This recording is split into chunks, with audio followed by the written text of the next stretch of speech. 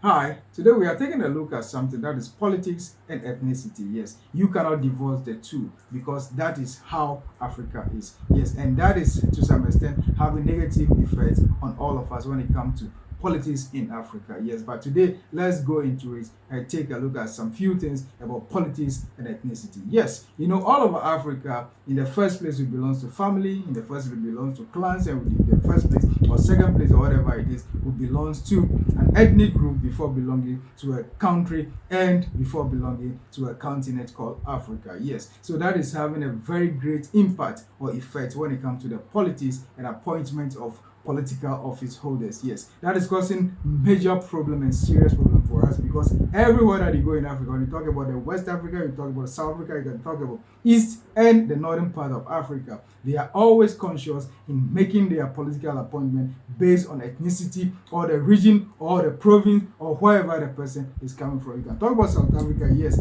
in certain cultures they will tell if you are not Zulu, you will not be given certain position. If you are not that, you will not be given certain position. And that is having negative impact on all of us. Let's go into it further. Now, let's assume that all the people from one side of the ethnicity, they are not all that well placed to be able to occupy certain position. Definitely, they will be able to borrow people from other ethnicity or ethnic group to be able to fill political positions. Yes, but that is not helping in Africa. That is why, though we may try as much as possible to be able to bring all the ethnic groups or all the ethnicities on board when it comes to political appointment, to some extent it doesn't work all the time. That's why you see one ethnicity having better representation than the other. It's not because of the doing of whoever the leader is, but it's because of the technical know of the people that are representing or that belongs to that political party.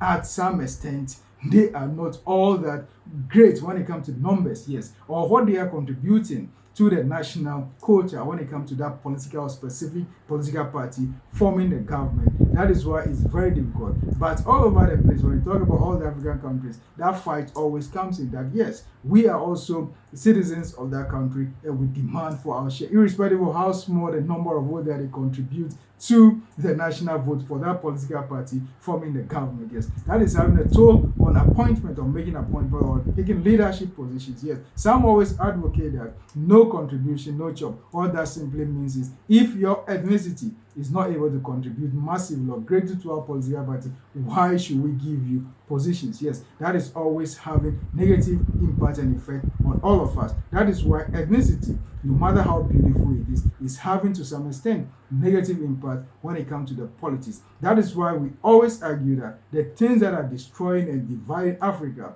are religion, politics, and to some extent something that we call football here. Those are the things that are dividing and causing problem when it comes to Africa. But I can argue that for this to be achieved, they should look at the number of people from those various ethnic groups, let them look at the number, the people that are representing those ethnic groups, so that they can be able to make appointment based on competency and push aside when it comes to ethnicity, because that's not going to help us. Because if we are always counting or depending on, yes, we have to satisfy everybody or every ethnic group, at the end, we'll end up not satisfy anybody. That is why today you see someone representing a political party from a constituency, from a province, from a region, or whatever it is, that person will not be able to function well when it comes to giving a position to that person. Yes, that's a tragic aspect of it. So some of the ethnic groups, they just have to consider and allow the other ethnic groups that have good representation and the technical know-how to be able to steer the affairs of the country. This is about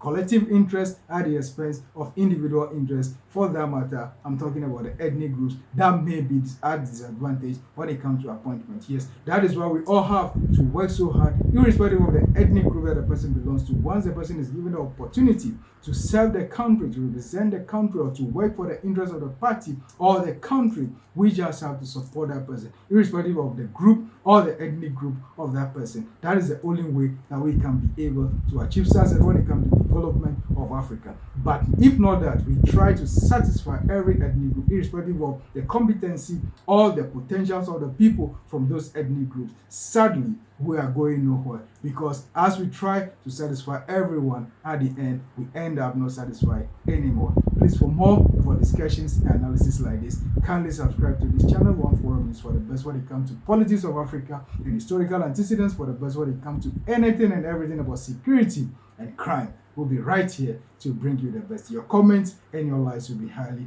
appreciated. What do you think about this topic? Thank you so much, and kindly subscribe to this channel, One Forum News. Thank you.